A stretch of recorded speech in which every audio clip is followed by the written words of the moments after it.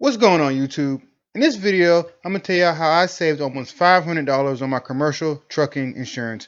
So go ahead and like, subscribe, and let's get into the video. I've wanted a lot of things that I couldn't have. I've done a lot of things that I shouldn't have. But I live with no regrets because I would. Alright YouTube, so in this video, we're going to be talking about insurance and how my insurance is actually set up with my trucking company. So if you haven't seen any of my previous videos by now, or if you have seen them, you would know that I'm currently renting, and as of today, I am still renting, which is what's today, July the 14th, 2021. In the future, that may change, and the policies would still be the same. Even if I went from renting to leasing, my insurance policy would stay the same. So this could work for both ways if you're renting or leasing, and how you can potentially save $500 or save money in general on your insurance, or set it up the way I am so you can have as cheap of monthly premium as possible. But the way my insurance is actually set up is I'm not the primary on my insurance. My dad is actually the primary on insurance, and the reason is because when you get in commercial trucking insurance, it's based off of your age, your driving record, and your credit score. And you also get a little bit more of a discount as well if you have a CDL, so a commercial driver license, um, which me and my dad did not. But we still play a pretty competitive rate. But like I said, my dad, he's I think he just turned 56 earlier, last month. So I'm actually 33. So a little bit of a gap there. So that's why our insurance was a little bit cheaper to put him as the primary. I added him to my business as well. So I added him to my business, and then put the insurance in his name, and I'm added as a driver. So that's the way it kind of breaks down. So he's a member of my business. It's not like I'm putting insurance in somebody else's name, and that's not even attached to the business. I mean, it's not really nothing but paperwork anyway when you add somebody to an LLC. It's not nothing you have to go in and refile with the Secretary of State. It's just all about your company bylaws, and and how that's set up. And not many people are even going to ask for your company bylaws. When I was doing real estate, selling property, they wanted to make sure that you was actually a part of the company and see the bylaws and the breakdown of ownership. But that it's not really the case with getting insurance here. But if they need to, those are just documents you can put together. Nothing that's on an official record anyway. But so my dad is the primary on the insurance. So that's why it's cheaper, because he's a little bit older. Um, he did have a little bit higher credit score than me, which was also a plus as well. You know, he's in the 700s, so it worked out. And three, he had a clean driving record, and I did too. So in the last 2 years, you want to make sure whoever is, especially the primary in your insurance, has a clean driving record. Um, If not, it will definitely jump your insurance up depending on what the violations are. So, that's just something to think about there. So, those three things is how we structured our insurance so it could be cheap as possible. Because if I was the primary, my insurance was going to be a lot more expensive. But since he's the primary, it's cheaper. So set it up, whichever way works best. Get different quotes from different companies, but that's the way we set it up in our company. So as we can kind of go into, let's kind of look and break down of what coverages I had initially, because the reason I was able to reduce my insurance by I think it's like almost like 400 and $40 or $50, almost, I think it's $460, almost $500, was because I realized I was paying for coverages that I didn't need. And I dispatched for a few clients, and I looked at some of their insurances, certificate of insurance, and I noticed that they were paying for coverages that they don't technically need as well, especially if you're renting a truck, which is different from if you own the truck.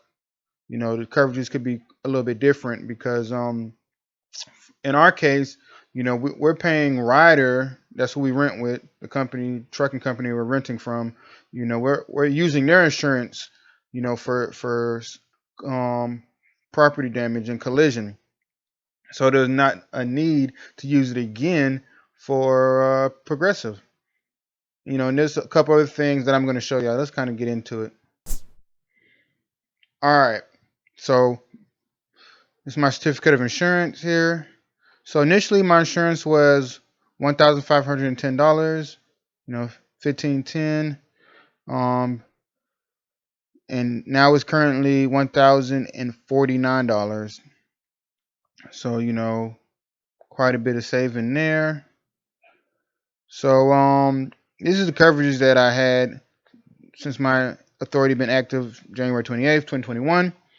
Of course, we had $1 million in bodily injury and property damage. These just pretty much I got the standard coverages. $1 million in general liability. Just $2 million aggregate was what Amazon is required. I still run Amazon. If not, I could have just kept it at $1 million. Now the trucking cargo is 100,000. That is something that you absolutely need. I got $1,000 deductible, but that is something that you absolutely need. Is 100,000 in cargo to pull freight for most brokers. Every once in a while you may see 200,000. But for the most part, 100,000 you should be good to go with moving freight. So $1 million in liability coverage and $100,000 in cargo. Those are the two minimum coverages you need for most brokers. Now, I also have a hired auto coverage, which matches my general liability. So that coverage is for the rented vehicles. And if you haven't seen my video on how to activate your authority, Amazon, and get insurance without a truck, definitely check that out right up here in the top left corner. Because I go in more detail about how to do that and some of these coverages. But just hired auto coverage is just what you kind of need to be able to cover rented vehicles or leased vehicles. And that's the coverage that most of all the rental companies are going to require. Enterprise, Rider, Budget, Penske, they're going to require you to have that hired coverage. If not, you got to use theirs, their coverage for liability. Or some of them might not even let you rent if you don't have a hired policy. So I know I have gotten some questions about, do Progressive does it? Yes, they do have a hired policy, but the thing is, not only are you going to need a hired policy to get with Progressive, you're also going to need a scheduled policy. So the difference between a hired policy and a scheduled policy is hired just covers any leased, rented, or borrowed vehicles, and a scheduled policy are covered vehicles, usually, particularly that, a person may own or specific vehicle. So a hire policy, I don't need to update my VIN number, which is blocked out. I don't need to update any of that information, with a hire policy. If I'm renting, leasing, or borrowing a vehicle from somebody, as long as I have a hire policy, I'm covered. Now, if you're, if you plan on keeping a vehicle if you own a vehicle or you want coverage on a specific vehicle, this is what a scheduled policy is for. So this is what I've come to realize. I was paying, these are some coverages that I was paying for that didn't really matter, wouldn't cover me because the scheduled policy is just on here because Progressive requires you to have a scheduled policy, and I can still add on a higher policy because it's really, really hard just to find a higher policy in general. You probably could do it, probably take a little bit of homework or research, but for the most part, Progressive kind of covers everything that I needed at still a competitive rate. So, with this uninsured, added on coverage, I didn't need that because I already had that covered with Rider. I didn't need any uninsured motorist property damage coverage. Property damage, physical damage already covered with Rider. Comprehensive and collision, I didn't need that. So I realized I was paying extra, money a month, almost $500 a month for coverages that didn't really apply to the way I was running my business. Like if I was to get in an accident, you know, the Progressive was only going to cover whatever VIN number was right here, whatever vehicle was listed right here that fall under the scheduled policies. So I was pretty much paying for this stuff for no reason, and I realized, well, I just need to remove all this stuff. I have a hire policy, which already covers liability, and then I have, riders physical damage policy. So I was good to go. And let me kind of show y'all that real quick. So this is kind of my rider bill right here. But I have $1,500 collision deductible with rider, $1,500 physical damage, deductible. So I'm pretty much paying physical damage $84 a week for their coverage.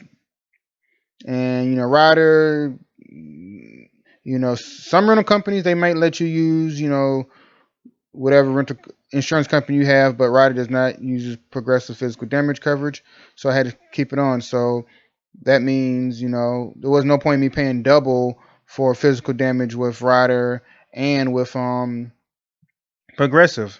So I mean, you can either do one or other. If you can get rider's physical damage coverage knocked off because they accept your insurance company, then go with that. I mean, you'll save what that's $336 you could save a month, by not having their physical damage coverage on. But it was cheaper to keep theirs on and take off progressives. So in my case, it kind of works out, because so I said, so they cover physical damage, anything that's going to happen to the vehicle, it's all covered. So let's go back and look at my new certificate of insurance. So here we go with my new certificate of insurance. As you can see, there's nothing under scheduled policies, like no comprehensive, no collision, uninsured motorist, all those policies that I was paying for that was not going to cover me. I had this higher policy and I was paying riders physical damage coverage, so there was no point in having all those other coverages on because rider was going to cover all the other stuff anyway. So I was essentially paying double for insurance. So once I removed all those scheduled policies on there, it reduced my insurance from $1,510 to $1,049. So that's $461 I end up saving a month going forward. So for the first few months, 4 or 5 months of my trunk company, I was paying extra $461. But you don't know what you don't know. So now y'all can take this information and y'all can play with it however you like, and for you to be able to save money.